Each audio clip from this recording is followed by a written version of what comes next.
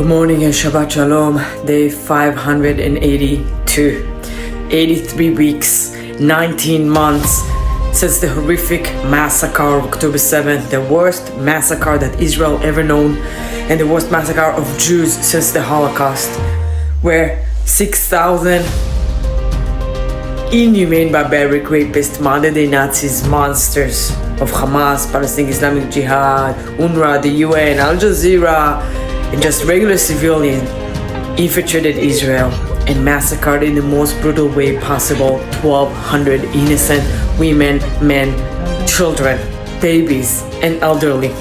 They went from a community to a community, from a house to a house, and killed anyone in their way, massacred them, even the dogs. They tortured the alive ones, the ones who they could capture alive.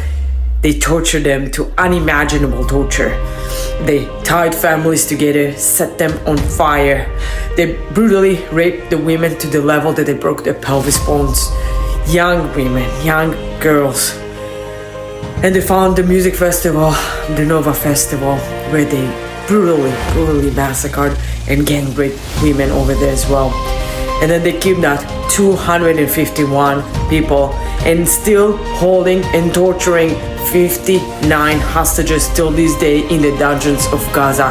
The torture that the hostages are going through in Gaza is nothing like anywhere else in the whole world. We never heard such torture that coming in from survivors of captivity.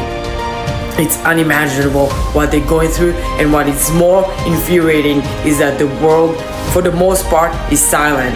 Not enough are speaking up for the hostages and demanding their release. Many people putting blame and pressure on the wrong place, on Israel government. Like if it is magic in their hands that let's just end the war, and like magic, Hamas will let the people go. I don't know how you think that would work. If Israel will put down their arms, there's not gonna be any Israel. Hamas will use this opportunity to launch another massacre as we did and take even more hostages. They are not done. They vowed, they promised. They started their organization in order to annihilate Israel, to annihilate the Jews. Thankfully, we have President Trump on our side. For anyone who's doubting where his intentions are going and all of those people who are making like the worst predictions ever, sit down. Trump has our back. They emphasize that he has a priority to release the hostages in Gaza, and assume that everything that he's been doing is in order to make this possible. We need to put pressure on Hamas, on Egypt, on Qatar, on Iran, to let our people go, and we will continue with the war, and we will continue to eliminate terrorists as long as the hostages are still there, and as long as Hamas is still in power, because we will not go back to normal after what happened. We will not go back to October 6th. We will ensure that Hamas is erased from the face of the earth so we can live.